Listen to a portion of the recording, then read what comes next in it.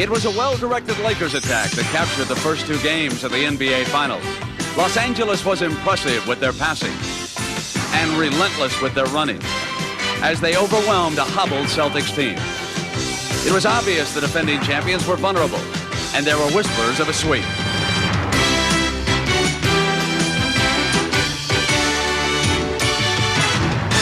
But Boston had other ideas, and they became apparent in Game 3. The unstoppable Laker fast break suddenly ran into roadblocks as the Celtics played with renewed intensity. The heroes included the probable and the great Larry Bird, and the improbable and reserve center Greg Kite, whose tireless labor in the trenches helped spark their victory. Boston's message was clear, and the Lakers took notice. This series is far from over.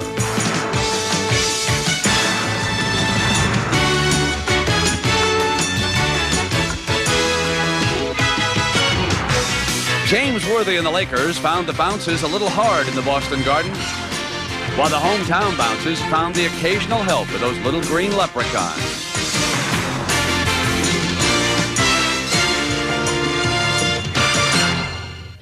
An entire city hopeful tonight that this arena becomes the Garden of Even. And in this neighborhood, the hot color is green, the color of t-shirts.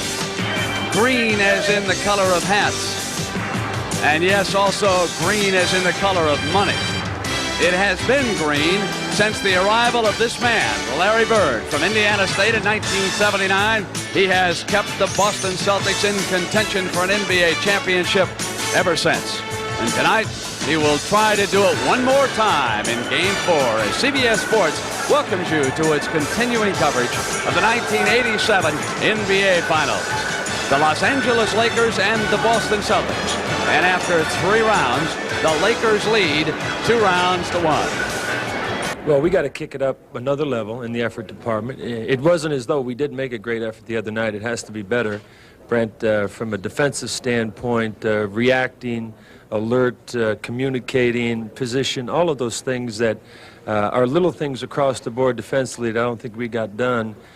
We were one step behind most of the night, and we paid a price for it. So defensively, I think our effort's going to be a lot better and a lot more concentrated. The starting lineups tonight for game number 4 for the visiting Los Angeles Lakers.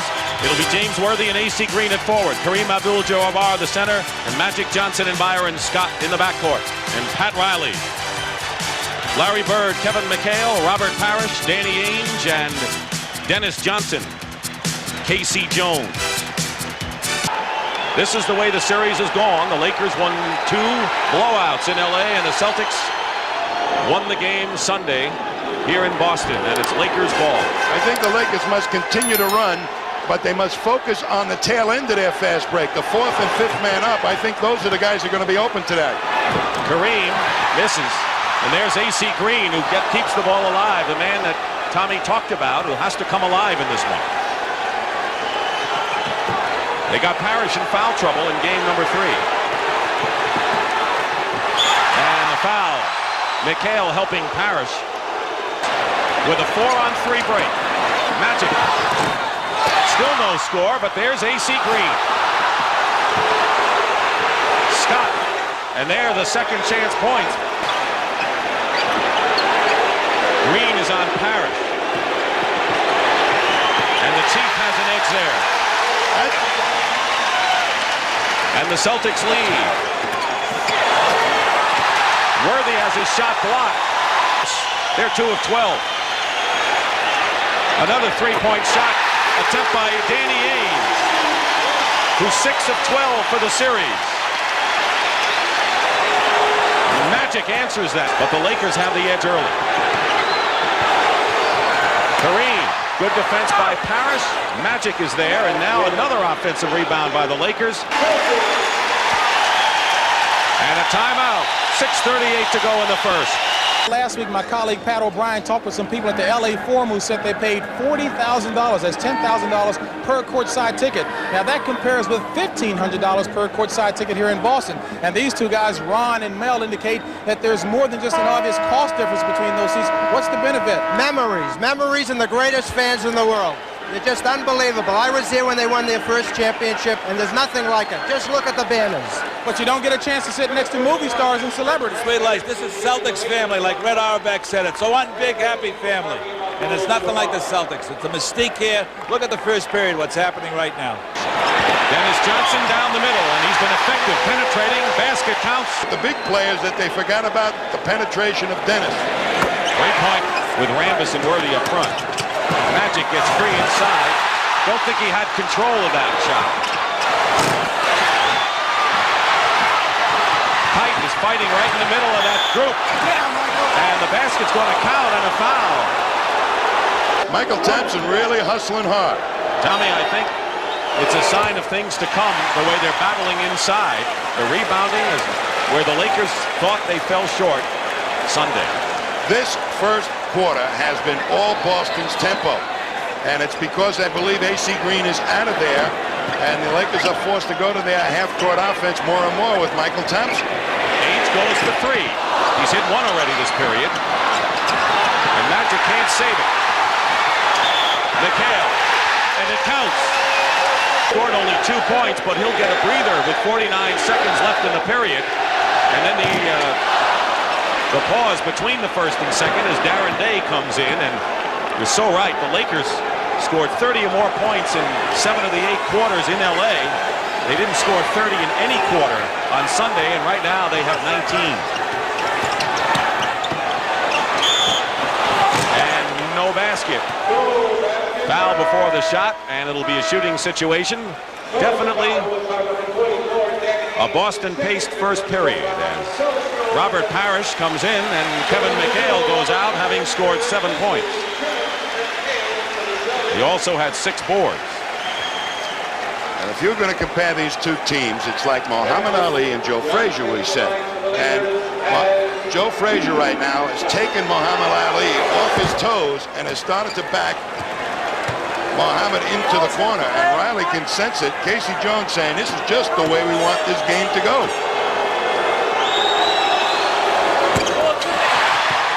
Lakers having trouble from the line in the first period, trailing by 7.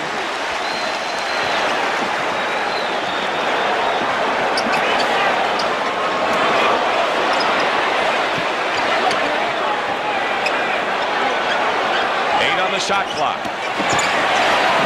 Ainge makes good on a runner, and the Celtics starting backcourt has 18 of their 29 points. Magic Johnson gets the basket despite contact. The final seconds of the period. But Boston has the lead, and that's the end of the first period. Celtics 29, Lakers 22. We'll return to raucous Boston Garden after this word from your local station.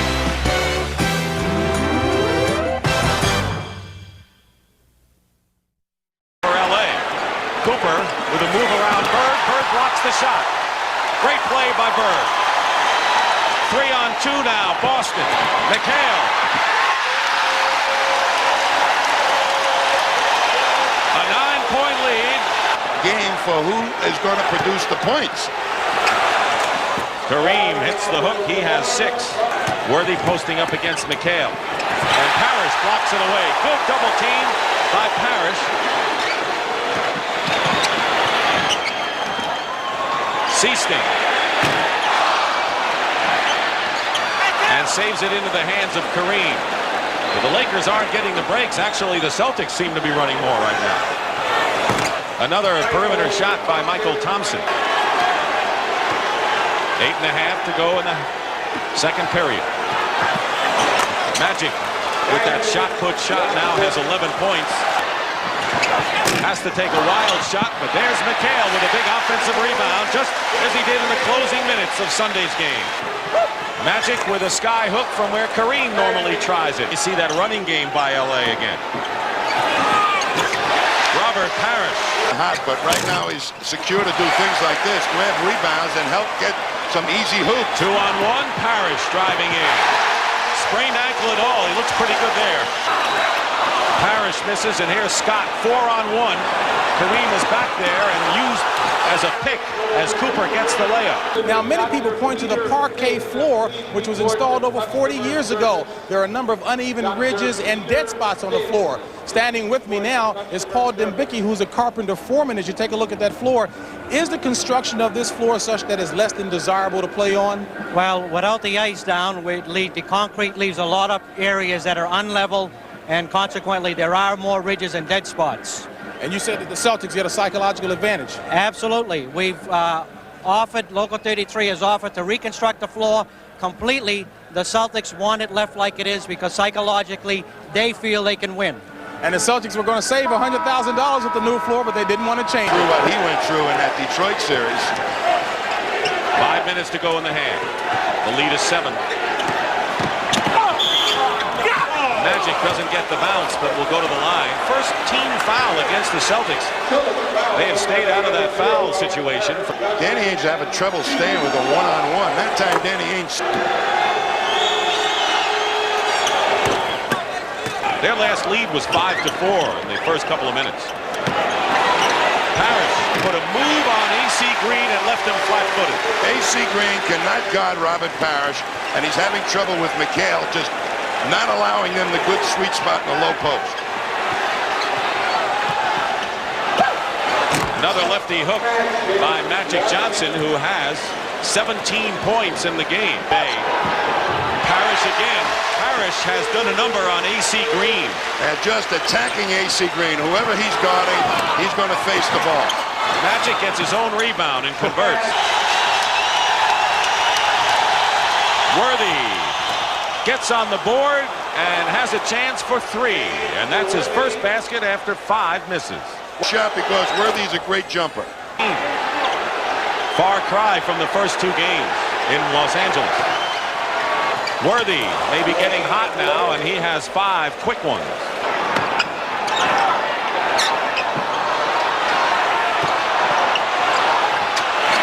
And McHale fights his way in against Kareem for the Lakers.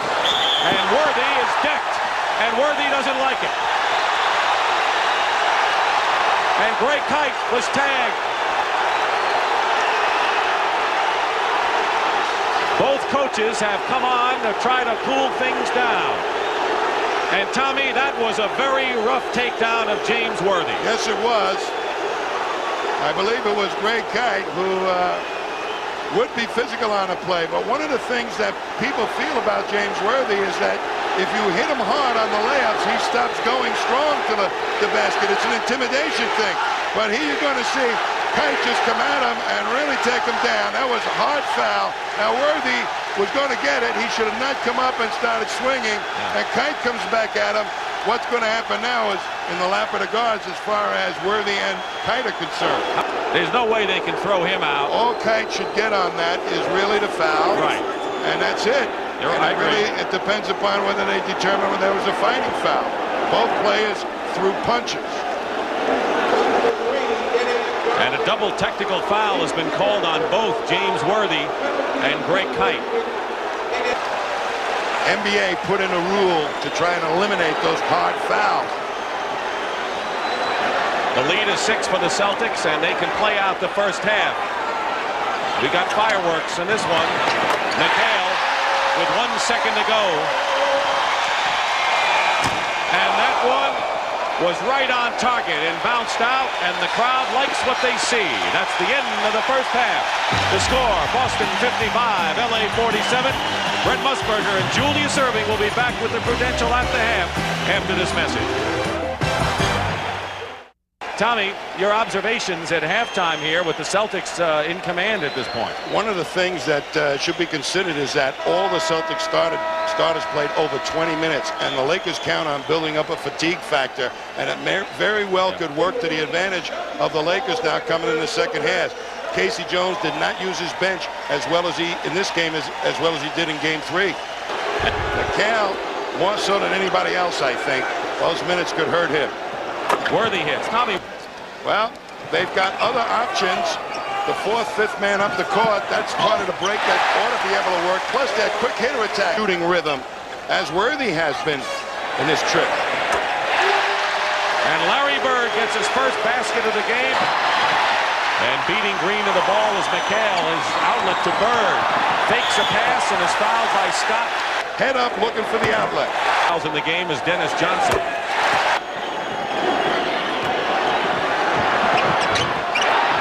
Worthy gets the offensive rebound. And the baseline shot. By Worthy. A rebound. Parrish from the left of the key. And Bird has his shot snuffed by Worthy and a foul against Kevin McHale. Production dwindling from the first two games. Just under 7 minutes to go in the third. McHale over Kareem. Magic is low post against Ainge and scores. And the Celtics have really made that inside game pay against the Lakers, and the tempo is theirs. 3 on the shot clock. That was the first illegal defense called in this game. 5 of them were called against the Lakers in game 3. And Magic nearly gets a chance for a 3. Quarter is real. Saw Robert Parrish. He's hit 4. Bird. Look at Bird fight for the rebound, and it's tipped up and in. And the basket will count. 5:15 to go in the third. And Parrish is 5 straight feet. And Magic slams 2 through. And Ainge gets 2 back.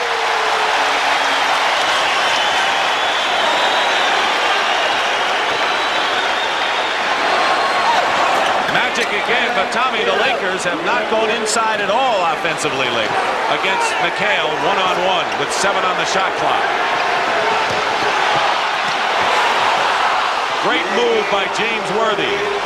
And he eluded 2 Celtics that time. Lakers can put on a spurt like no other team in the league. Bird. All right, America's game has truly become an international game. Of the 530 members of the media here, there are representatives from over 40 foreign countries, including Avi Bettelheim, who's a sports editor from the Ma'ariv newspaper in Israel. Is basketball that popular in Israel? Yes, basketball is very popular in Israel. It's one of the 2 popular games in Israel. And we love NBA very much and know most of all the players here. The players? Like Magic Johnson and Kareem Abdul-Jabbar and Larry Bird, they are legends in Israel. Well, all right, I understand that this game is being shown live back in Israel to some 400,000 viewers right now. Let's Cooper, Dennis Johnson has his shot blocked by James Worthy. And Cooper, it's a 3-on-2 break now. Thompson leaves it for Cooper. A 3-point attempt hits. And there goes Michael Cooper. Picked up by Thompson. Dennis Johnson. Parrish gets a big offensive rebound. Celtics out of the inside game. They succeeded, but when Parrish comes up with offensive rebounds, no press will stop that. And nothing will stop the Worthy play. And fourth quarters. Turnover, 4-on-1 break. Michael Thompson scores. Misses, and the long rebound gives the Lakers a chance to run. Scott goes in, and he's fouled.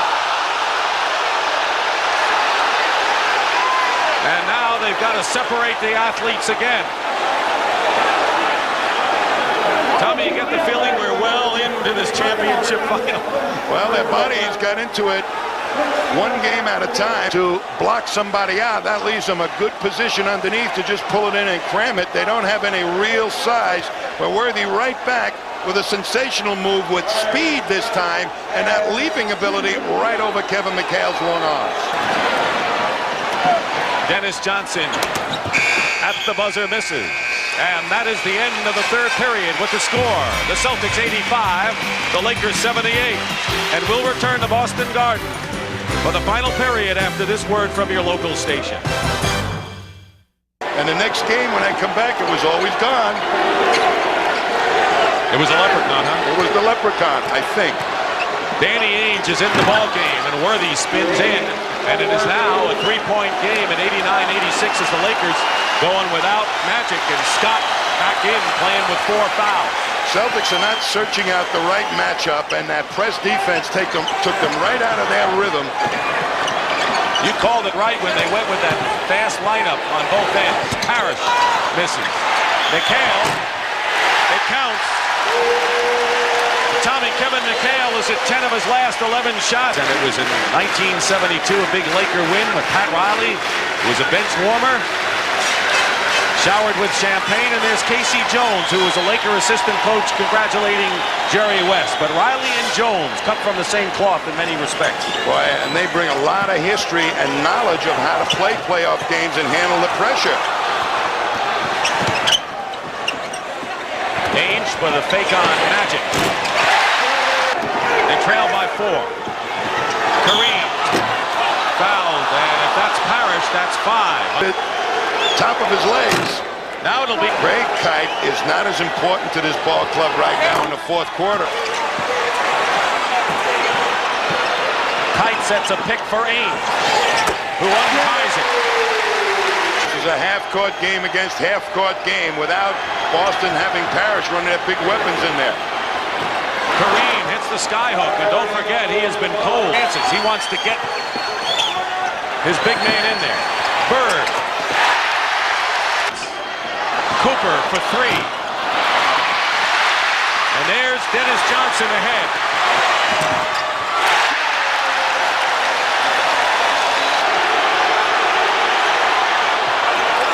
Air ball by Kareem, and here's Ainge.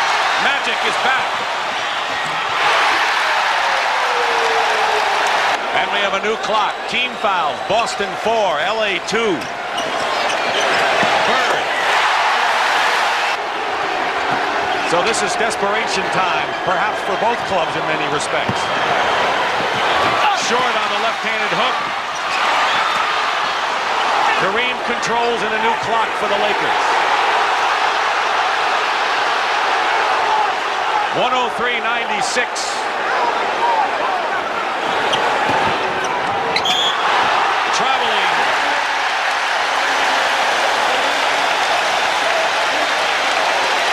Lakers with 9 on the shot clock for Boston. 5 now, and they almost tied up Parrish, and they lose it. Cooper, it's a 3-on-3 break. Cooper with a 3, and hits it with a minute and a half to go. It's 103-99, 103-100. And Cooper makes up half the deficit with 1 shot. They are so capable, the Lakers. And the Celtics throw it away. They try to get it into McHale, and it was a poor pass by Larry Bird. A steal, a Cooper three-point shot, now a turnover, and the Lakers can come within 1.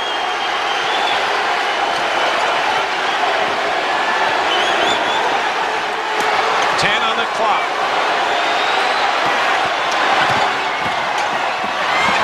Worthy brings LA to within 1 with under a minute to go, and LA still has a foul to give.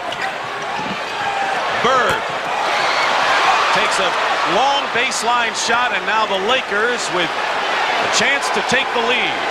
Their last lead was 3.5 minutes into the game at 5-4, a long time ago.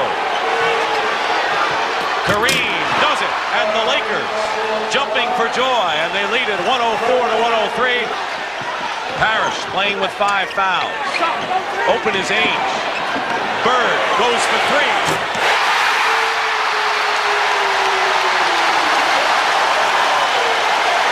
And the Lakers call time with 12 seconds left. Hey, now look at the hand on the jersey, and finally Worthy moves out, and Bird all alone in the corner, and it's 3 points. And the reaction by the Celtic bench. Magic or Worthy.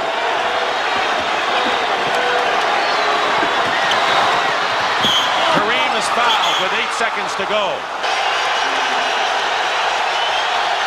Looking to tie the game.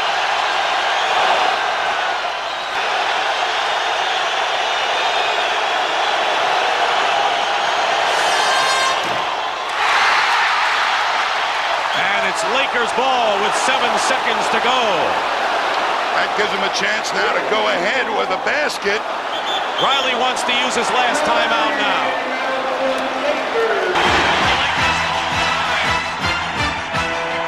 When the pressure gets tight, there are only a few players that want the basketball, and Magic wants the ball.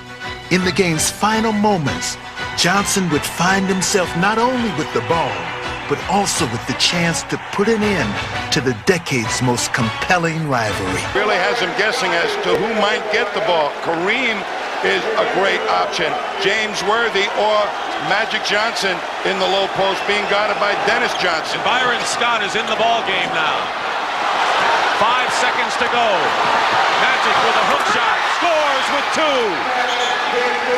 And the Celtics trail by 1 with 2 seconds to go. And the Celtics have used their last timeout. And Tommy, this is where the Lakers have a foul to give with 2 seconds to go. That if they use it, could limit the Celtics to 1 second left. You're very right there, but a little good play forces McHale to have to switch out onto Magic Johnson. Is one of the best in the league. The Celtics, I think, kind of gave it to them in the last 6 minutes. Michael Thompson is back in to try to distract Dennis Johnson on the inbound. Bird fires it. And the Lakers have won, and Pat Riley and the Lakers dance off the court. This year's MVP, Magic Johnson, put in the winner with 2 seconds left. How fitting for the Lakers, who came from 16 back to win it right now. Let's go to James Brown. JB? Magic Johnson, one of the best comebacks ever. Did you guys ever think that you were out of it? Well, of course, you know, you get down because they're up 15, but that's the mark of this team all season. We've been coming back. We didn't get down on ourselves. We just had to get tougher on defense, and then we started finally hitting some shots on offense. Did you think it was a conscious decision on their part to get more physical with you guys? Well, you know, it was a conscious effort on our part, too. I thought that we came out maybe over-aggressive. We were missing easy layups, because we were so up. So we had to calm ourselves down, get back into our game. And we finally did that, finally in the latter part of the third on into the fourth quarter. But you got to give us credit. We played great defense, and we really boxed out. You're in need, Magic. They're very tender. They have given you problems before. How does it feel now? Magic's just a great basketball player. He's the best I've ever seen, you know. Unbelievable. I don't know what to say.